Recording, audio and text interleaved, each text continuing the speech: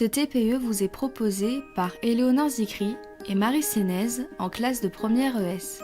Apple est une marque mondialement connue dont la success story est totalement apparentée à son cofondateur Steve Jobs. Apple qu'on admire pour ses produits innovants, leur design et leur ergonomie, mais Apple qui divise les consommateurs entre les fan addicts et les autres, refusant d'être enfermés dans l'écosystème que cette société a mis en place. Même Steve Wozniak, cofondateur d'Apple, aujourd'hui professeur associé à l'Université technologique de Sydney, disait en novembre 2015 qu'Apple ne trouvait plus vraiment grâce à ses yeux avec son écosystème très fermé dans lequel il s'estime pris au piège.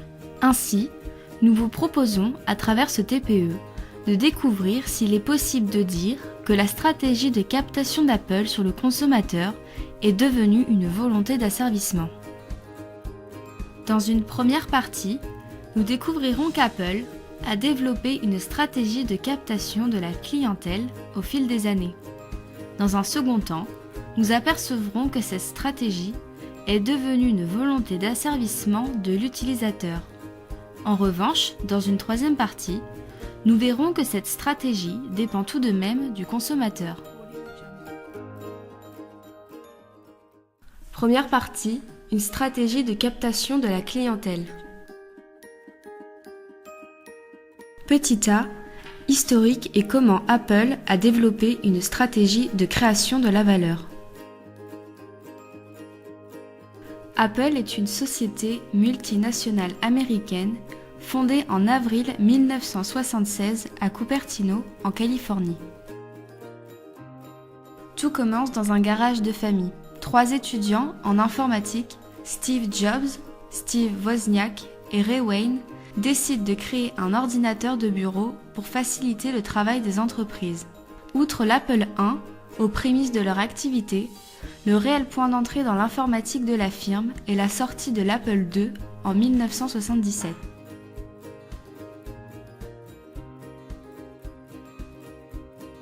La première stratégie d'Apple était de développer l'informatique personnelle avec un système simple d'utilisation. L'Apple II était un ordinateur que tout le monde pouvait utiliser sans grande difficulté. Cet ordinateur connaît plusieurs avancées technologiques majeures, notamment avec le logiciel d'édition de texte Writer et de calcul VisiCalc. L'Apple II fut le premier immense succès de la marque. Puis, tout va très vite pour la société. En effet, en 1980, soit seulement 4 ans après sa création, la firme entre en bourse avec une valorisation à 1,8 milliard de dollars. Cette année marque aussi l'essor de l'ordinateur à usage personnel avec l'arrivée de nombreux concurrents sur le marché de l'informatique. C'est aussi l'apparition du standard PC où la concurrence sur les prix se fait très rude. En 1985, le Macintosh fait son entrée, mais les ventes ne sont pas aussi élevées qu'espéré. Apple n'est pas concurrentiel sur le critère performance-prix par rapport au PC. Par conséquent, Apple licencie 20% de ses effectifs. La société est en crise pendant 10 ans. En 1995, elle perd 68 millions de dollars. Sous la présidence de Sculley, qui avait évincé Steve Jobs en 1985, la part de marché d'Apple est passée de 20 à 8%.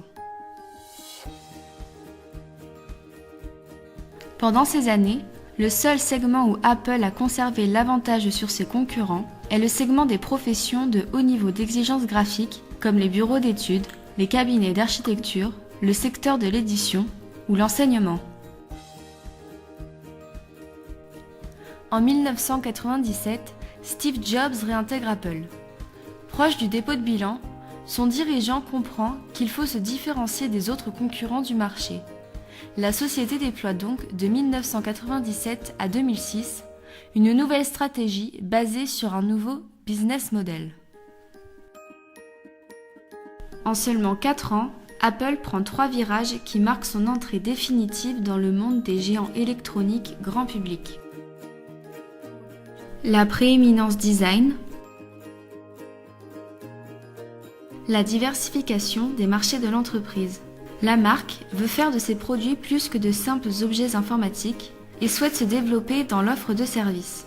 elle envisage également de se rapprocher et de satisfaire davantage le client. L'extension du contrôle de l'entreprise sur l'aval et l'amont de la chaîne de valeur. L'entreprise se base sur une économie verticale. Elle intègre au maximum les savoir-faire et rachète les sociétés, telles que Next, Siri et Beats Electronics. L'objectif est d'avoir le contrôle, la maîtrise et l'exclusivité sur les produits et services innovants qu'elle propose. De la même manière, elle cherche à maîtriser au maximum le circuit de distribution. En 1998, Apple sort l'iMac. Cet ordinateur est en rupture totale avec le Macintosh. Le système d'exploitation Will Intel est créé et le design est totalement retravaillé. Il se veut original avec des coques colorées, bleu, vert, orange, rouge, violet, jaune et translucide. Mais surtout, il est composé d'un boîtier unique comportant l'écran, le processeur et la carte mémoire. L'iMac est un véritable succès mondial.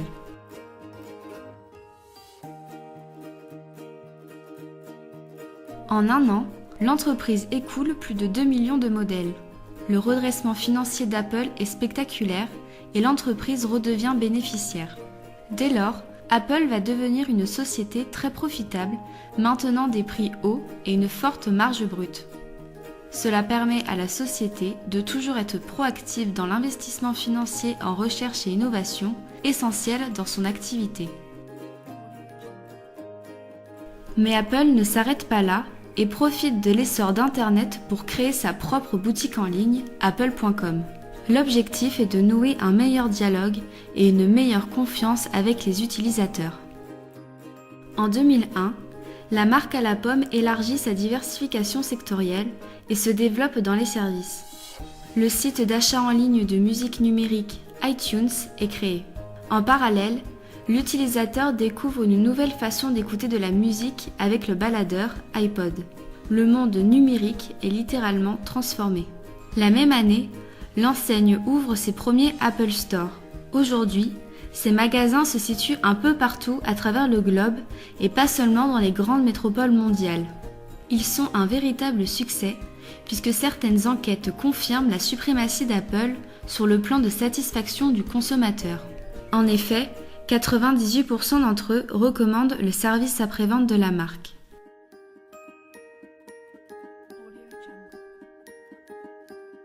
La démarche d'Apple, plus que de travailler une simple satisfaction client, est de travailler un Customer Delight, c'est-à-dire le fait que l'expérience du produit dépasse le niveau d'attente initial du client en termes de produits et de services.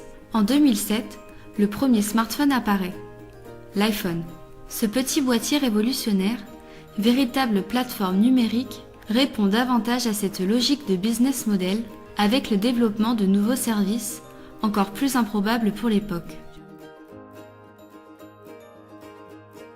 La distribution du produit est multicanal, dans les grandes surfaces, chez les professionnels ou dans les Apple Store. En revanche, tous les services proposés sont dans une structure fermée, c'est-à-dire propre aux produits Apple. L'idée d'Apple est de faciliter la vie des utilisateurs particuliers et professionnels, améliorer les conditions de travail et la productivité des entreprises avec des objets simples et efficaces. L'iPhone, puis l'iPad en 2010, et enfin l'Apple Watch en 2014, captent le monde avec leurs fonctionnalités simples, rapides et leur ergonomie. Chaque symbole créé, tel que pour les contacts, la musique ou l'appareil photo, sont très identifiables et universels. En un clic, l'utilisateur a une application facile à utiliser et à manier. Tous les produits Apple se basent sur un système intuitif. En effet, la marque se met à la place de l'utilisateur et pense à tout pour l'aider dans sa vie quotidienne, comme avec le logiciel à reconnaissance vocale Siri dès 2007. De plus, la marque possède ses propres sites, applications, logiciels et systèmes de mise à jour. Cette appartenance est distincte avec le préfixe i à chaque début de nom donné.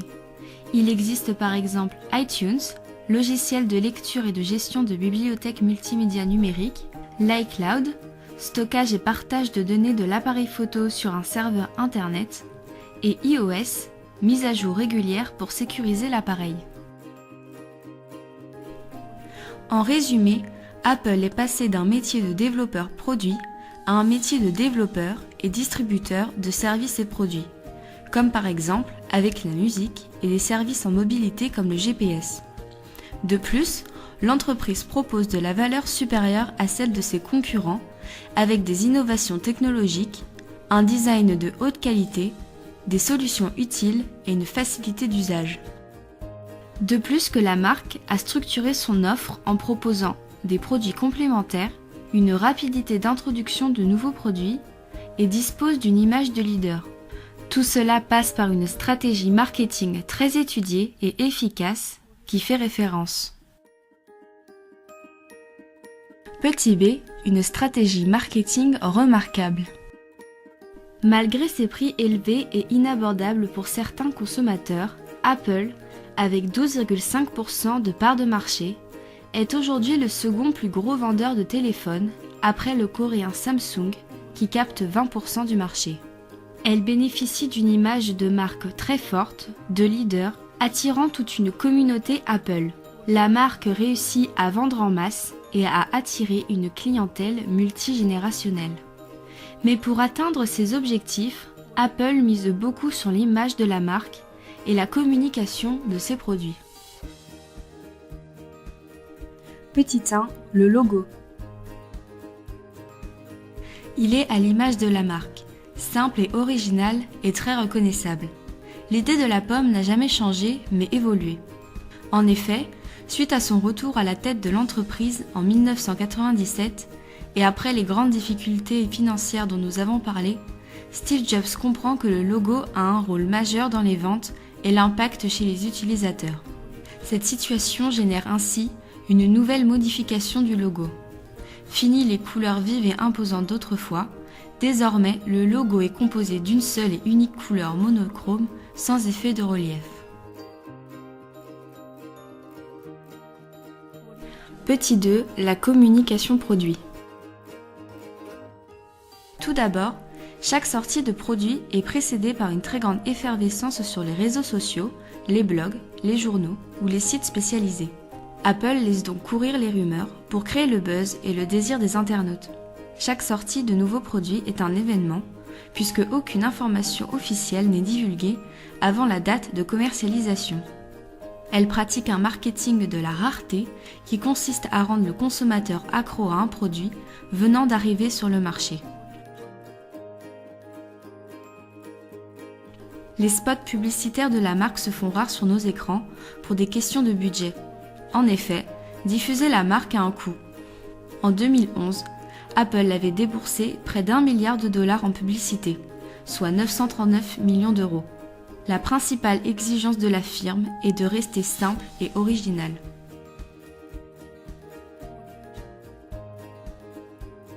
Les publicités Apple sont facilement distinguables entre toutes. La marque joue beaucoup sur la qualité et la beauté des images diffusées lors de ses spots. La mise en scène, les jeux de lumière et ralentis, ainsi que les montages cinématographiques sont de mise. Lancé en 1997, lors d'un des premiers spots publicitaires de la marque, le slogan « Things Different » est célèbre dans le monde entier. Cette expression indique quoi penser, mais non comment penser. La célèbre citation de Steve Jobs y est souvent associée. Seuls ceux qui sont assez fous pour penser qu'ils peuvent changer le monde y parviennent. De plus, Apple a utilisé dans ses publicités l'image de certains personnages emblématiques qui ont changé le monde et fait avancer l'humanité, que ce soit dans les domaines du sport, de l'art et de la politique, pour marquer et attirer le plus de clientèle possible. Comme par exemple Gandhi, Nelson Mandela, Muhammad Ali,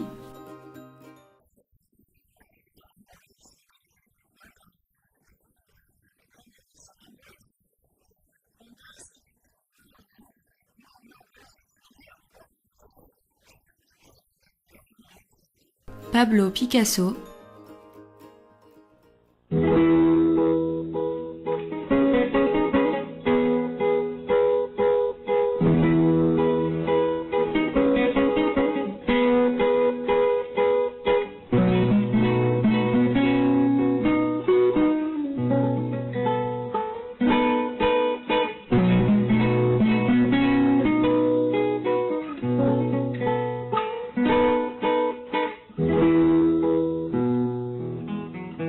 Mais pas seulement.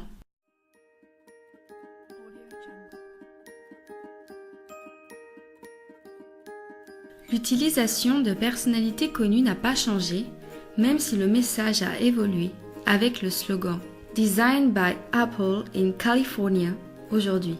Récemment, sont intervenus le chanteur Drake, You used to call me on my cell phone.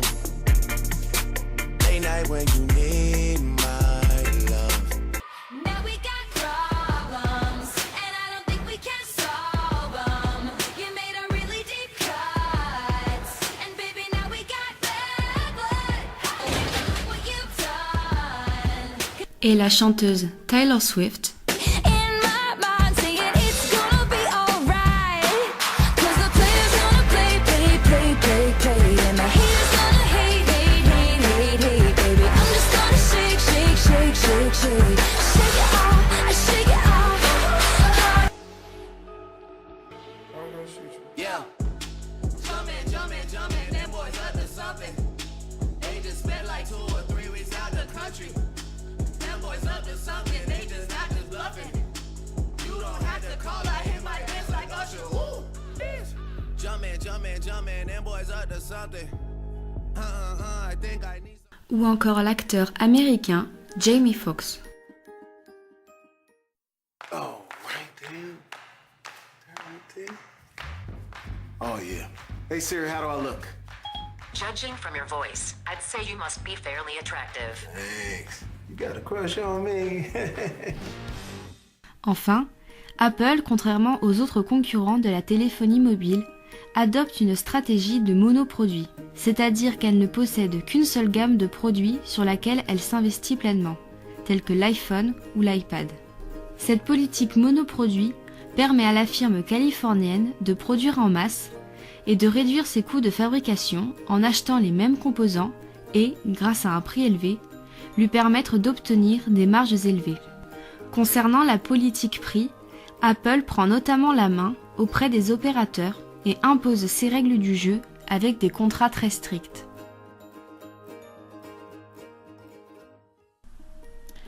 Deuxième partie, devenue une volonté d'asservissement de l'utilisateur.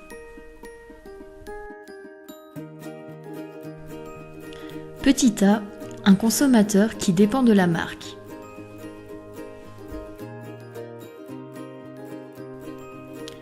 Les Apple Addicts. De nos jours, on parle de plus en plus d'Apple Addicts. En effet, les utilisateurs d'Apple ont développé un sentiment d'appartenance à la marque et sont devenus addicts à toutes les innovations d'Apple et notamment à celle de l'iPhone qui comprend un design toujours plus travaillé et séduisant. Posséder un outil de la marque Apple, un Mac ou un iPhone par exemple, est aujourd'hui devenu tendance et un marqueur social. De plus, le prix des produits de la marque Apple leur confère le statut de produit haut de gamme conforme à l'image donnée par la firme qui utilise un marketing de luxe. Ainsi, le sentiment d'appartenance à la marque de ces Apple Addicts est souvent justifié par le fait de vouloir suivre cette tendance, par une certaine satisfaction à utiliser un produit performant, de haute qualité au design travaillé, ou encore par un sentiment de réussite à entrer dans une certaine catégorie de classe sociale. L'un des aspects négatifs d'Apple, qui montre que le consommateur dépend bel et bien de la marque, est que cette entreprise détient le monopole sur l'ensemble de ses produits. Une fois qu'un client s'est approprié un produit Apple, celui-ci devient dépendant de la marque et est obligé d'acheter d'autres produits de cette même marque pour que ceux-ci soient compatibles avec son matériel. En effet, tous les produits Apple intègrent au maximum les intervenants de la chaîne de valeur, ce qui donne l'assurance qu'elle peut conserver ses clients par l'intermédiaire de ses équipements. Par exemple, les prises des chargeurs sont uniques à chaque iPhone et une batterie endommagée entraîne la réparation totale du téléphone.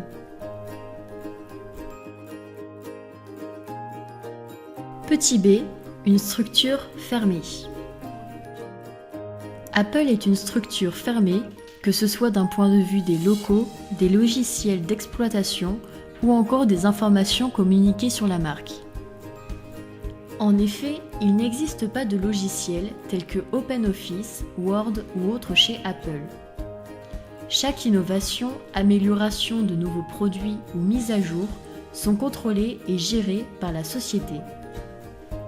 De plus, apparaît en 2008 l'App Store, qui est une plateforme de téléchargement d'applications en ligne propre à Apple, qui est l'équivalent de Play Store chez Samsung.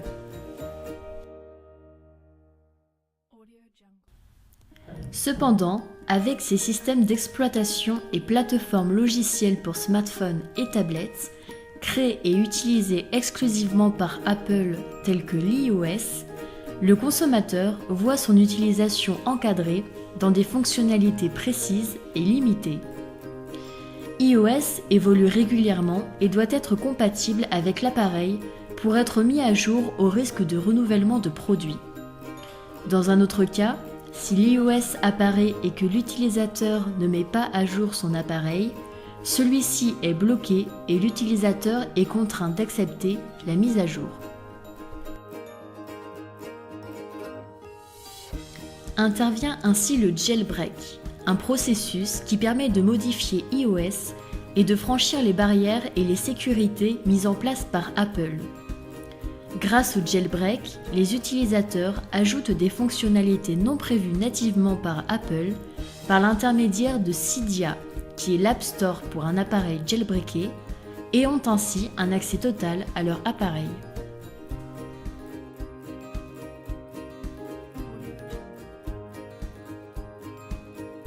Apple ferme même l'accès aux autorités sur les données de ses portables.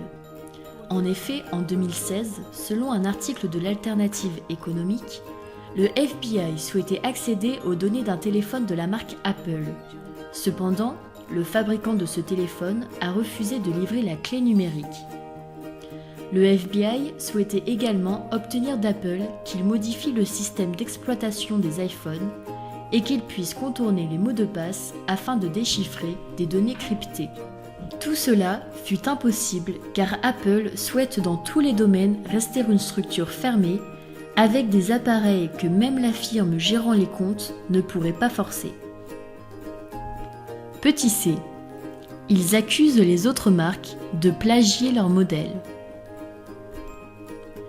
Depuis l'apparition de l'iPhone en 2007, sont apparus sur le marché d'autres téléphones intelligents, avec plus de 700 millions vendus dans le monde jusqu'en 2012. Ces smartphones, à des prix plus raisonnables, occupent une place de plus en plus importante sur le marché au détriment de la marque Apple. Celle-ci s'est alors engagée dans une guerre des brevets devant les tribunaux pour tenter de maintenir son rang et empêcher ses concurrents de la plagier. Il faut savoir qu'au jour d'aujourd'hui, le principal concurrent d'Apple est Samsung. En effet, ils vendent à eux deux la moitié des smartphones dans le monde, soit 43,5% de part de marché totale en 2013.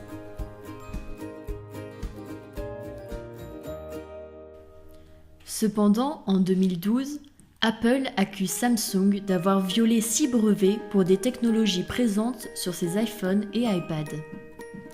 Samsung a donc été condamné à verser des dédommagements, soit plus de 1 milliard de dollars à Apple, alors que celui-ci lui reprochait d'avoir copié sa technologie 3G. Samsung avait de suite averti son concurrent que ce n'était pas le mot de la fin, que ce soit pour cette bataille ou pour toutes les autres livrées devant des tribunaux dans le monde.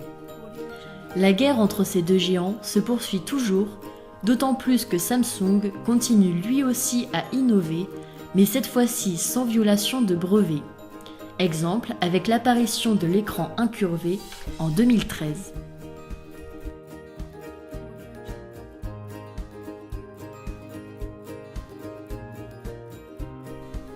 Troisième partie, mais qui dépend tout de même du consommateur.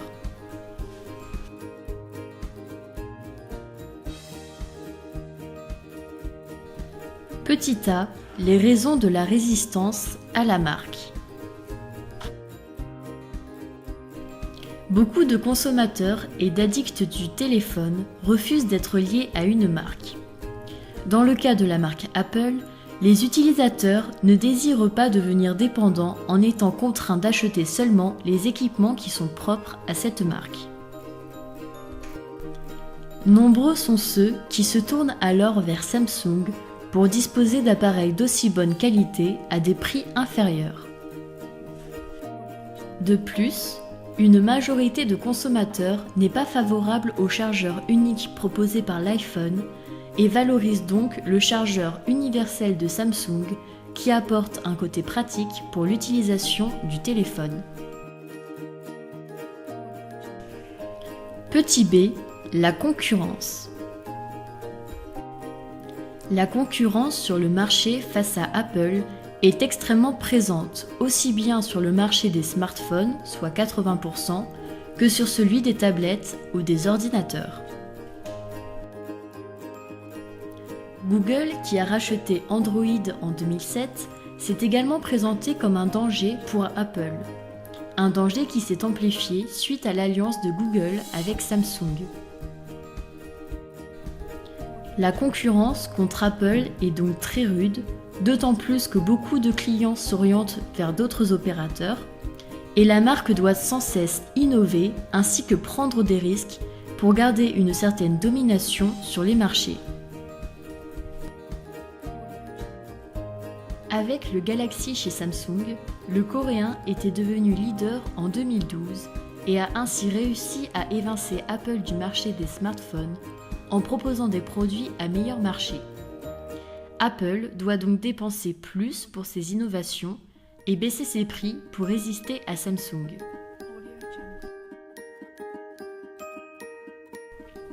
Concernant le marché des tablettes et son iPad Air en 2013, Apple est largement concurrencé par d'autres produits comme la tablette Z de Sony Xperia, qui est connue pour sa finesse, ou encore la Samsung Galaxy Note 10.1 qui a une meilleure définition d'image. Malgré ses qualités, l'iPad mini Retina était également concurrencé avec la tablette de Google Nexus 7 ou encore la Samsung Galaxy Note 8 qui comprenait un stylet en plus en 2013. Malgré l'écosystème très fermé d'Apple, qui divise les consommateurs, la société présente un modèle très performant avec 50,6 milliards de dollars de chiffre d'affaires et 10,5 milliards de bénéfices pour une marge brute de 39,4%.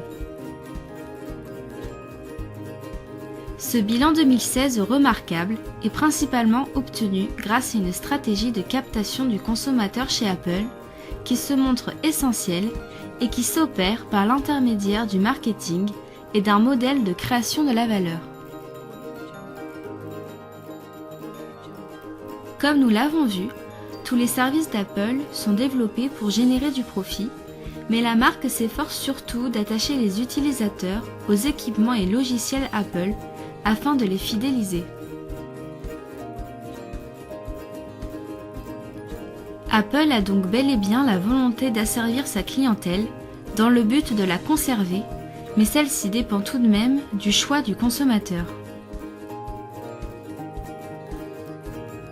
En effet, beaucoup refusent de s'enfermer et de se limiter à l'écosystème fermé d'Apple et vont donc s'orienter vers ses concurrents, présentant des appareils de haute qualité et à meilleur marché. En 2013, 7% des utilisateurs d'Apple sont passés à Samsung et à l'inverse, 20% se sont dirigés vers Apple.